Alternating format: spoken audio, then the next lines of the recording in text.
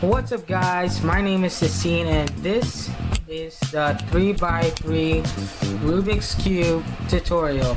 Now, this tutorial is the fastest, the quickest tutorial ever, and this is the easiest tutorial to follow.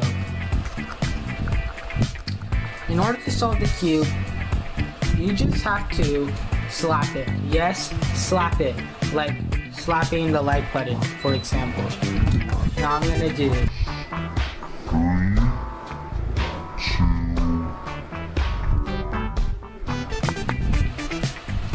2. And there you go, you solved it. Good job. None of this is true. Bye. Peace.